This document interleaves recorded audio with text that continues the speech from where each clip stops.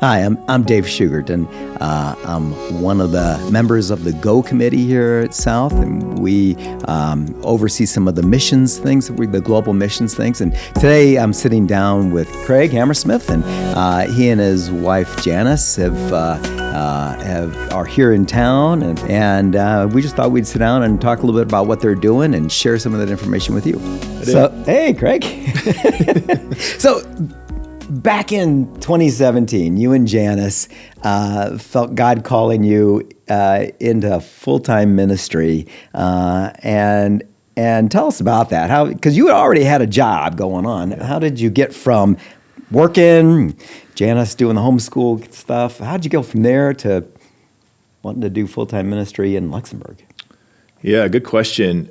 I'll start by saying, I've been an IT guy for 20 some years, so many years.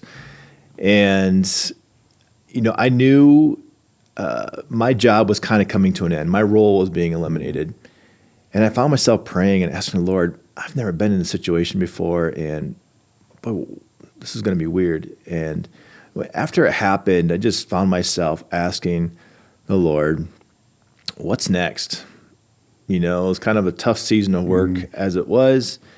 And I was just at this place where I was ready to kind of jump to whatever he's asking me. And I didn't know anything else.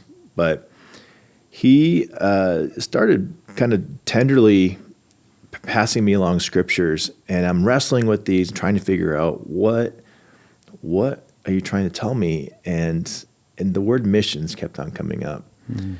And I was confused by that. What would I even do in missions? Where would I go? What does that look like?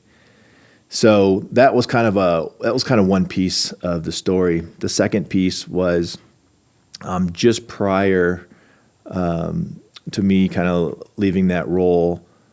I learned that I could actually reclaim citizenship in Luxembourg because of my ancestry. So that was interesting, and I thought, that's kind of cool. Maybe,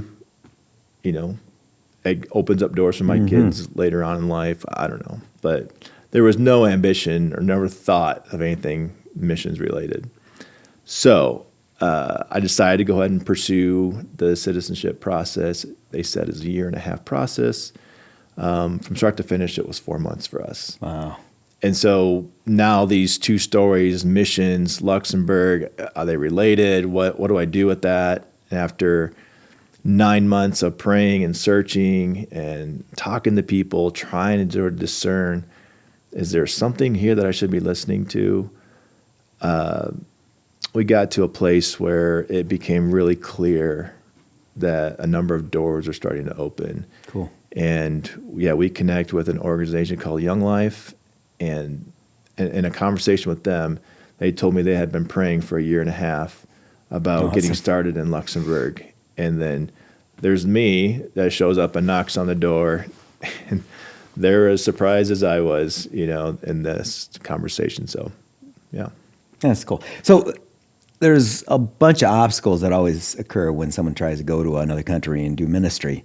You can't just waltz right into the school and invite kids to a Young Life club or something like that. So what are some of those obstacles, and how have you overcome those? Yeah. So, one of the first dangers of moving cross-culturally and trying to do missions is we take what we know and what we've learned in the United States and we try to implement that in a new country. So that's danger number one. And we knew that. And so we were very cautious of trying not to reproduce a program for the U.S. in a new culture. I didn't have any prior Young Life experience. So for me, it was almost a blank slate. Like they were teaching me how to do Young Life as I was starting to try to teach other people how to do Young Life. Exactly. So that's one. Two is just learning the culture. What does this culture allow and not allow? And, that took a long time. And we moved in the middle of COVID. So we're talking a different set of challenges. And not even understanding the traditional culture because there's a whole set of new restrictions during that time. So we had to learn what was a COVID culture and what was the normal culture in that time frame. And once we've learned that, then we're able to start assessing and saying, okay, what kind of young life ministry would work here, and how do we get started? Mm-hmm.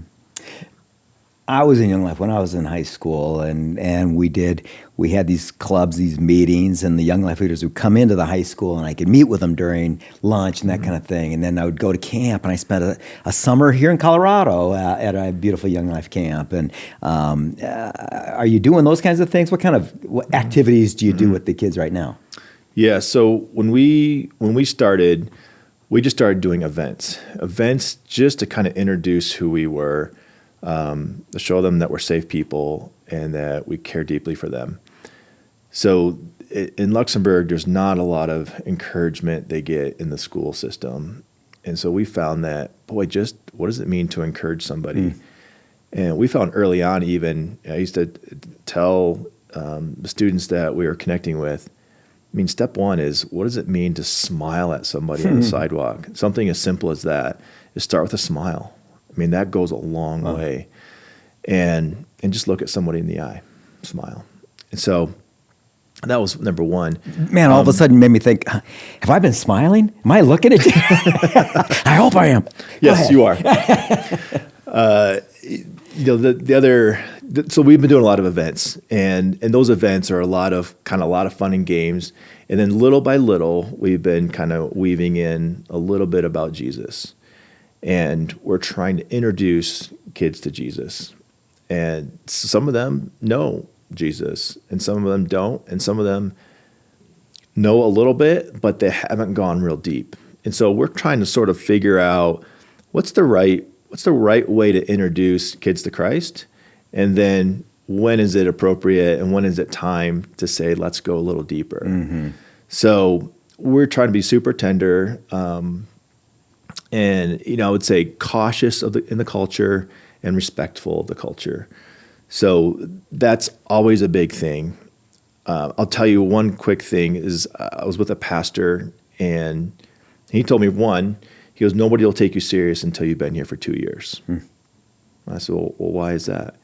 He goes, there's a lot of people that try to come to Luxembourg, and they do their fanfare, and they either get kicked out of the country or they fizzle out, because it's hard to do ministry here. Well, you haven't gotten kicked out yet. Haven't been kicked out yet.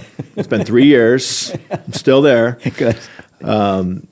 So I would say, and it literally was 2 years before I was able to have a conversation with the pastor and share the vision of Young Life. And I think that he started to see its value. And so, I tell you that story because ministry is difficult. And we're trying to, like I said, be cautious in the culture all the time. Mm-hmm. So. Yeah, I mentioned that I went to a Young Life camp. Have you been able to take any kids to any camps? Yes. So every year we've been able to take some kids. So the first year we took 2 kids. The second year we had 4 kids. We did a trip in Italy, did a 5-day backpacking trip, took 4 kids. The next year we took a few more. So, this past summer was maybe our best year of camping. We took some refugees along with a couple others, and it was hard with the language barriers, but it was beautiful at the same time.